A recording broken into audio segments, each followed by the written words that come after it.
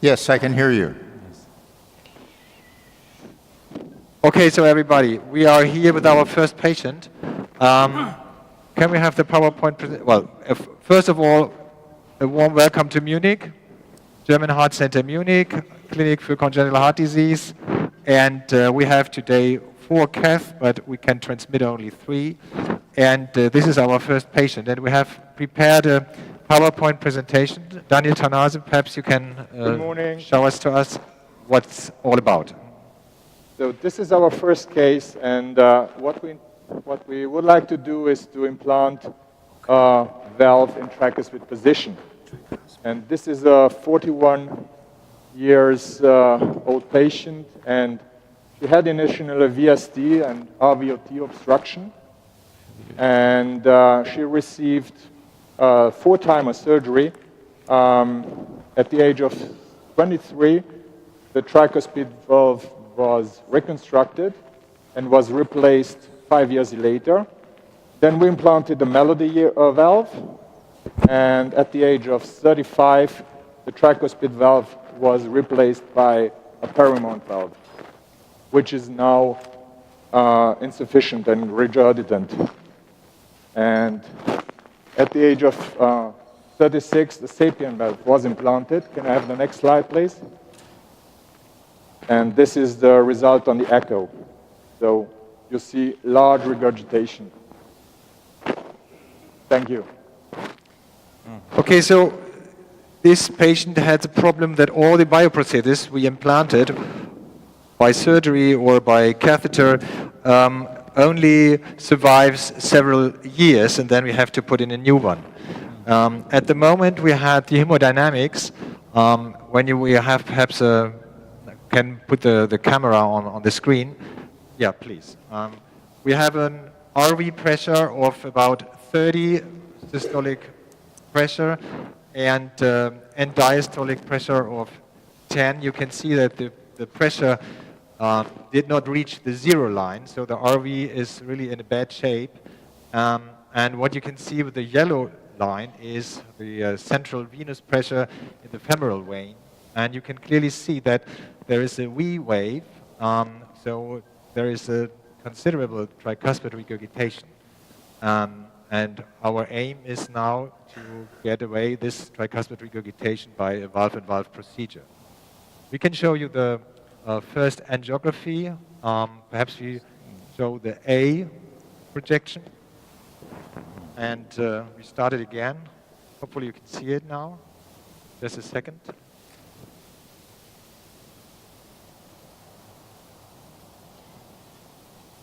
Yeah. You see in the left upper corner that it is a...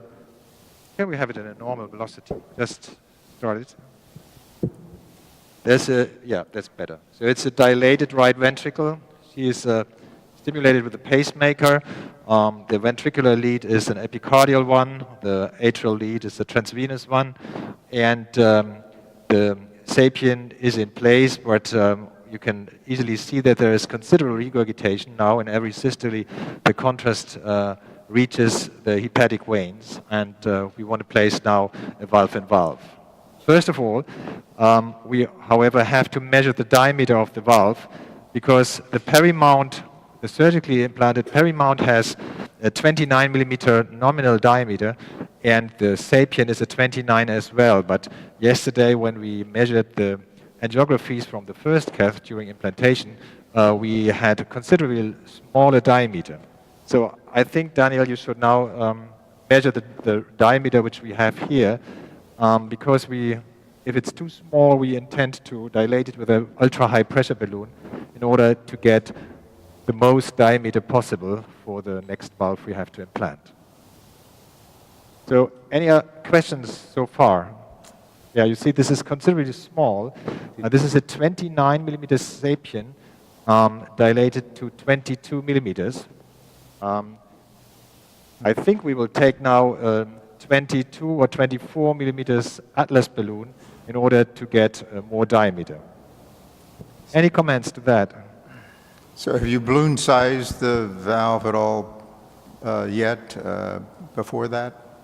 Have you tested it? Well, I think because the diameters are so small, I think it's okay just try to get the most, well, not only to do a balloon sizing, but perhaps an amplification of the ring with an ultra-high pressure balloon. Do you have another question? Yep. Peter, Kevin Walsh here. I wonder whether in terms of... Hi, Kevin. Hi, how are you? In terms of the high pressure dilation, whether you might be better to use two Atlas balloons, maybe two 14s or two 16s, rather than just going with the 24 or 26 straight Atlas.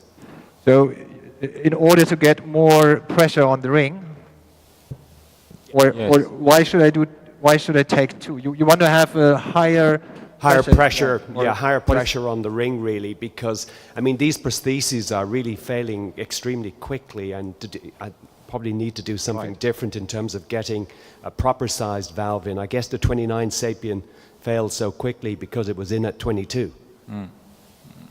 Okay, Kevin, this is a great idea. I never did this before, but I think we start now with perhaps with a 24 or 20. Let's perhaps take a 24 Atlas. No, it's nothing wrong with seeing how you get on with the 24 or 26. No. I just had the idea. Let's start with the 24, and if we are not happy with it, then we can switch to a double balloon. We can't hear anymore. Is that okay for you? We can. Yep, sure. Yeah, no, I think that's a good plan. Okay.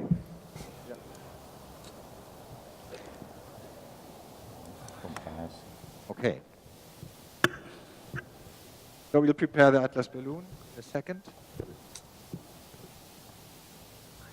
In the meantime, I perhaps can introduce you to the team. We are here now 4, 2 nurses and 2 doctors. It's Daniel Tanase and me, and it's Caroline and Linda, who are not only responsible for the patient's well-being, but for the rest of the cut as well. Okay.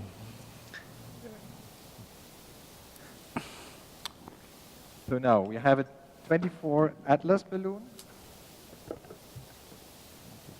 And the nominal pressure the Atlas balloon can have is, perhaps somebody can tell me? 14. But I think you agree that we can go a little bit higher and try to get a higher pressure. Okay. Peter, we cannot hear clearly you. If there is something for solution. What is the problem? Can't see? Or? Yeah, we cannot hear clearly. Please. Okay. So can we something do with the sound? Yes, with the sound. So the regie, yeah. Is there, Fabio, is the possibility to make the sound better?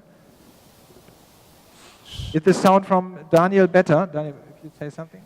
Yeah, we're just waiting to see. This is the 24 Atlas you're trying again?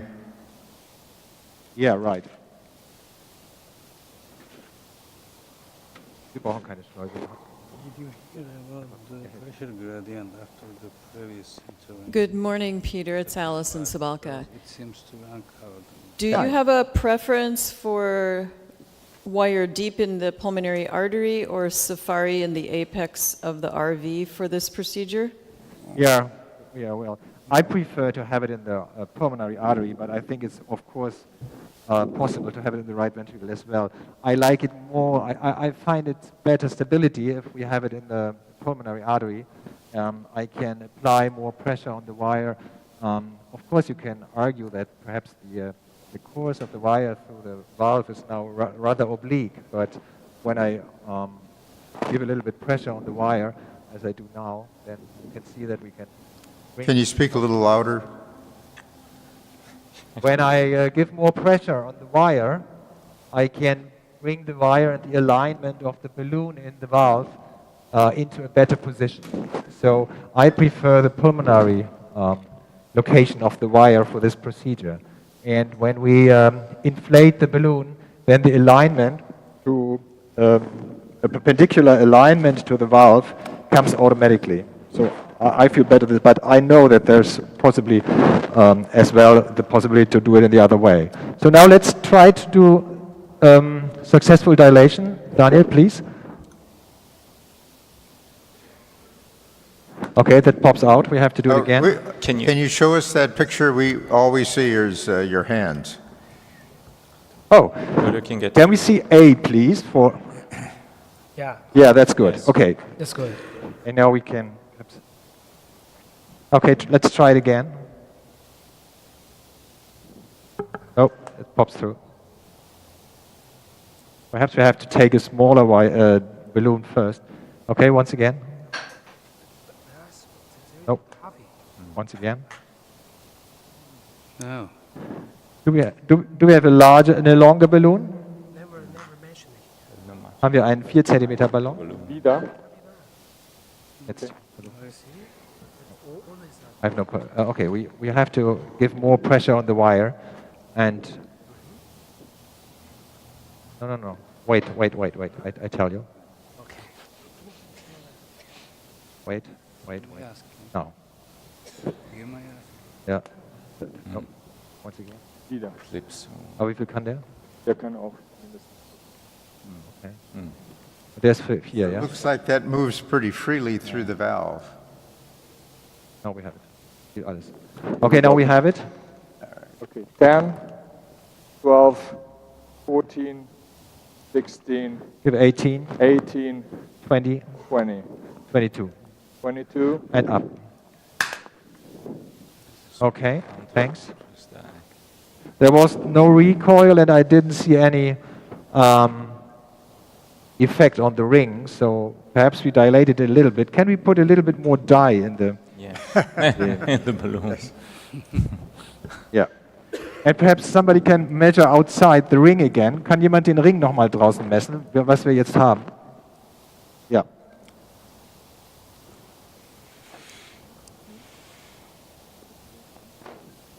Die messen eigentlich. Okay.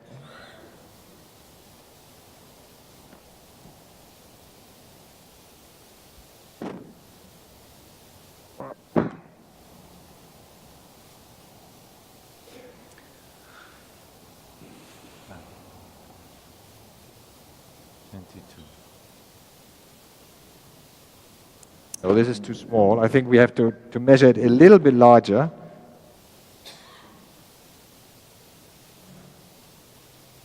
But we can dilate it again.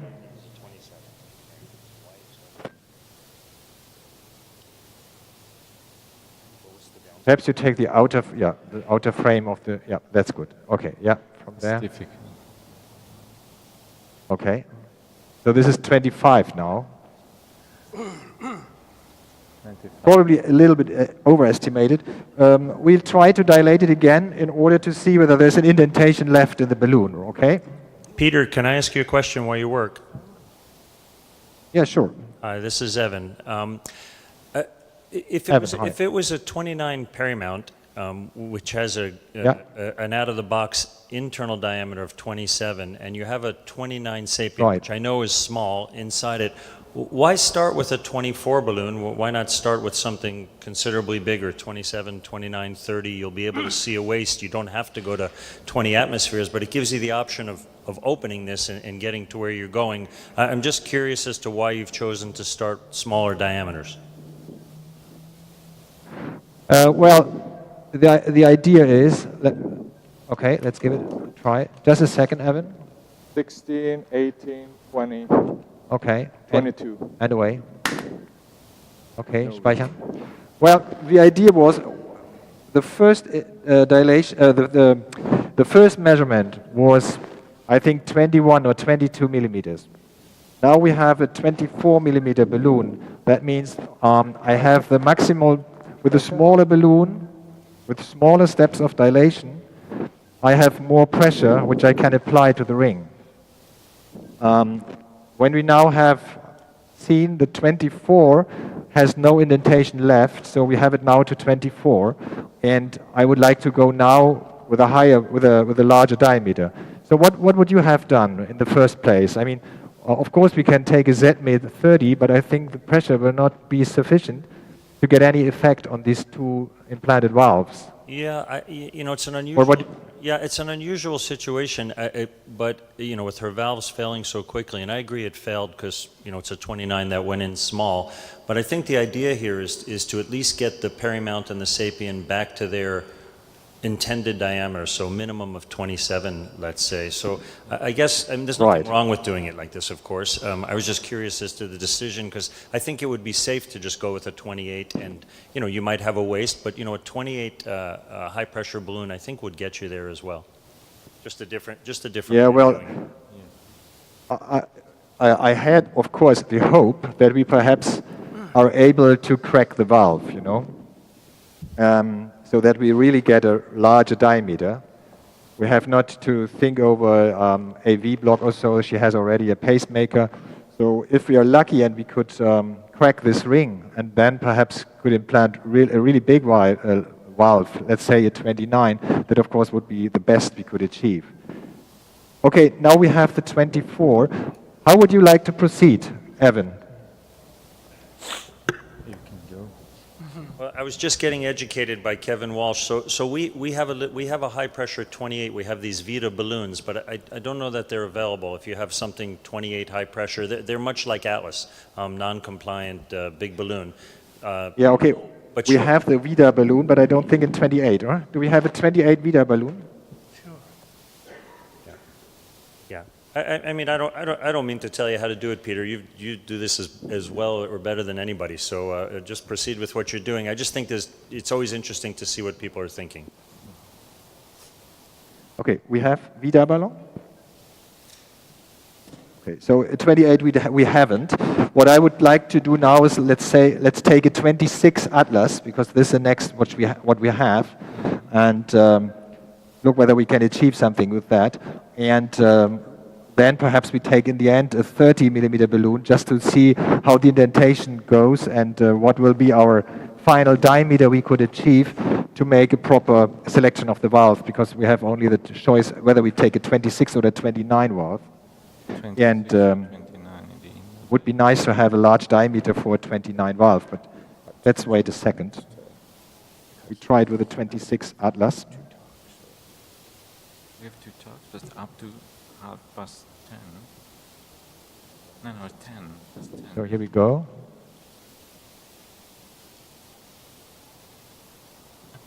Either we can go ahead with the third lecture and then come back to We could, yeah.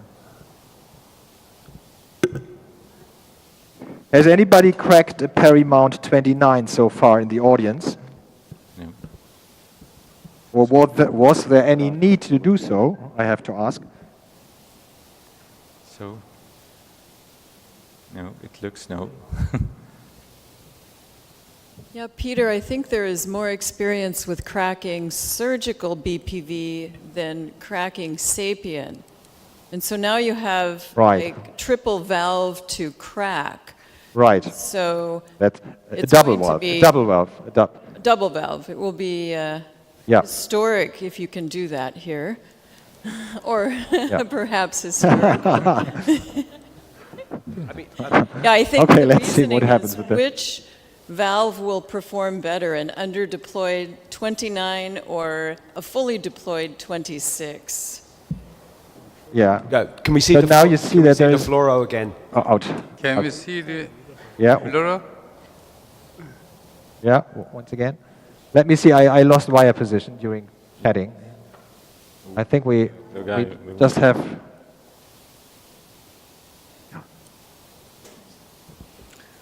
Yeah. Good luck. Just have to reposition the wire. They're happy with it anyway, just the way it is. We have now a 4 centimeter balloon. I think it's more comfortable to have the wire in the pulmonary artery now than to have it in the apex, because then the soft tip, or there is not so much space, but well, I think both is possible probably. You lost the wire. That's similar to Allison's question about whether a safari wire is reasonably stable in the apex of the RV. Yeah, right. This is a Lunderquist.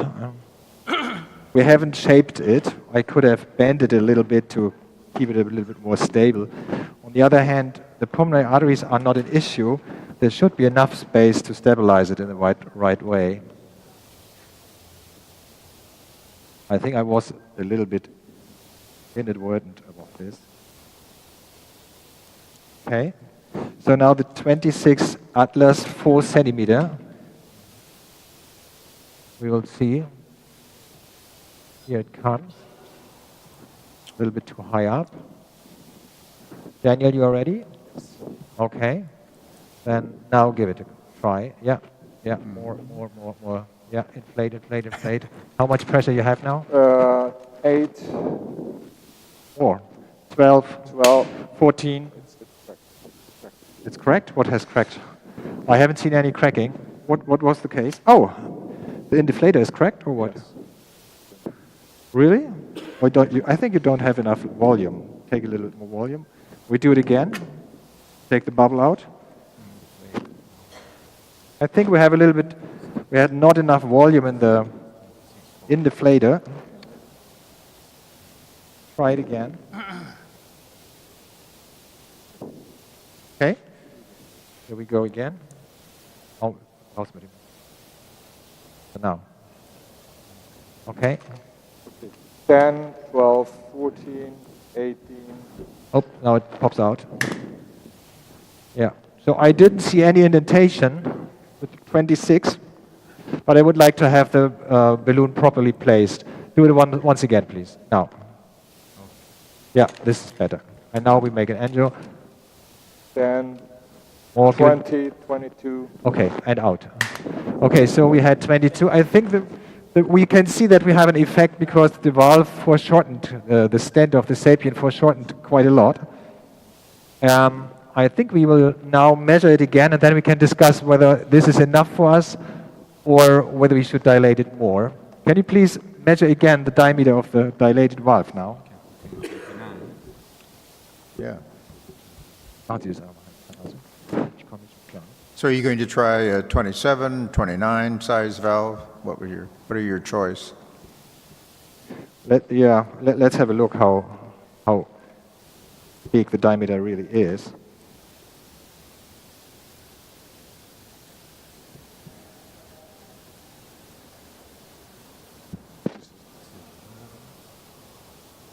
Yeah, that's better.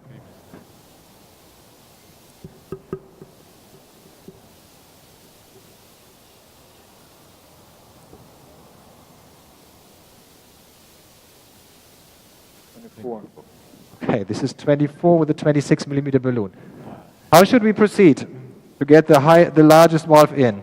Would anybody go with a larger balloon? And we haven't the Vidal, I have to admit, but we could have a ZMAT or we can have the double balloon technique of Kevin. Yeah, Peter, I think try the double balloon technique, maybe 216 Atlas Golds. I think because it would be nice. It would be nice to see the actual alveoli ring of the original perimount brake to know you've done something. Yeah. Okay. So, do we have 216 millimeter Atlas balloons, 4 centimeter? 2 16er in 4 centimeter?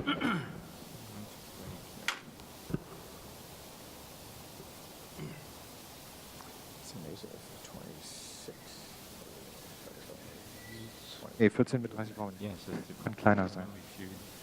can we rely on that measurement? Okay. If you inflate So- 26 balloons, it's 26 balloons. Wir brauchen nur Atlas. We have to discuss which kind of balloon we now have available. Let me have a look. Atlas 16, Atlas 14. Atlas we have only in 2 centimeters. Yes, Atlas 14, they want to 16. break the paramount. Yes, they want to break the paramount. Marlin. I don't think you can. Okay, gehen wir noch mal einen weiter. 24. Warte mal, da ist er. Was sagt das bei der 26? Yeah. So, Kevin, I need your help. We have only 2 centimeter balloons. Do you think that it works with 2 centimeter balloons? Because it was a little bit challenging to position the balloon in a 2 centimeter length in the valve. Do you think it goes with 2 cent? Yeah, I think it's worth a try, because you're going to essentially be about 30 millimeters, 32 millimeters in it, and you're sort of producing a much more sort of perpendicular force on the ring. So it's worth trying. Obviously, 4 centimeters would be a lot more comfortable, but mostly it's 2 I think so centimeters too. that are available. So should we try it with a 2 centimeter balloon? Yeah, I don't think you're going to lose anything. I think the main focus of this case isn't the valve implant, but dealing with the prosthesis that's in beforehand. Right. Okay, so then let's have a look what we have. We take a 16 Atlas. The next lecture, why they will do the evaluation with 2 balloons. You didn't, No. Right. Was it Magna? Haben wir noch einen 18er? Magna. Oh, this is Magna. Haben wir auch. Second generation. Okay, so 16 we have lost all, we have all used, we have 14 and 18. What would you prefer, 214 or a 14 and an 18 or 218? Just give me a hint. 14 and an 18. Rupture the ring. Yes, 20. Yeah, okay. So we take a 14 and an 18 and we need one more sheath for this. Doesn't cover completely. So, I mean, we now need a little bit of preparation. If you have a talk or something like that, then perhaps you can come back to us in 10 or 15 Yes. minutes. Hi, Peter. This is Amy Armstrong. We can see you. We can't hear you yet. Okay, so, yeah, what we tried, sorry, können wir mal kurz leise sein? Sorry, Amy. We are about to change the patient, but you have the look at this angiography and you clearly see what happened. With a 2 centimeter and a 4 centimeter balloon, we were not able to stabilize them because we thought it was a good idea to have a large and a smaller balloon. Obviously, the best thing would have been we had 2 large balloons, but we hadn't. With 2 small balloons, it was merely impossible. They were too slippery against each other that we couldn't control them. With the large one and the smaller one, it was more or less the same. We were not able to stabilize it. So we kept the diameter of the valve of about 26 millimeter and decided to implant 26 millimeter sapien. This was the second attempt. And then we got the sapien in. That was, well, pretty much the easiest part of this. The valve, we placed it directly to the other valve, and then we made an angiography afterwards, and this is the result. You see first a little bit dye coming back, but I think it's due to the catheter. Now there comes the left atrium already, and then we made pressure measurements in the right atrium, and now we have to switch the screen so that we can see the pressure measurements there. Just a second. Yeah, on the right upper corner, you see again the right ventricular pressure and the right atrium. Können wir das Fenster noch mal schließen, was da drin ist? And you see that the peak pressure of the yellow line of the right atrium was about 19, and you see this V wave. And afterwards, the next, please, we had Peter, a flattened we're only IBC seeing curve. the angiogram. Can you show us the hemodynamics? Oh, okay. Can we see this one, please? Camera on the screen, please, and on this Thank you. part. Okay, sorry for that. So once again, back. So this was the beginning. You see, have a look at the yellow line for the right atrium, and then you see the systolic pressure of about 20. And afterwards, now we switch. We see the flattened curve due to the abolishment of the regurgitation. So a flattened curve with a 13 millimeter central venous pressure. This is, of course, not normal, but we would like to have this effect because the patient has ascites that we hopefully get, on the long run, a better right ventricular performance, a lower central venous pressure. Yeah, a good idea from Kevin with this double balloon technique, but we hadn't the material, so we had no effect on this. But with the 26 millimeter valve, I hope she will be good for the next perhaps 5-6 years now. Yeah, wonderful. Great result. Thanks, Peter. All right, we'll see you later. May I have perhaps may I have one comment, because with one ear I listened to the talk of Evan with the native outflow tract without pre-standing. I think this is a great idea, and we do this as well. However, I just want to give a little bit of caution to it, because just last week we had a similar case, and we implanted the Edwards valve directly in the transition zone between musculature and native outflow tract pulmonary artery, because afterwards it was too large. And despite sizing and despite a good feeling for that, I think it lasts 30 seconds or so, and then the right ventricle was able to pop the valve into the pulmonary artery. So I think it's a good idea. I think we need more rationale when it works fine and what might be the pitfalls. Yeah, excellent point.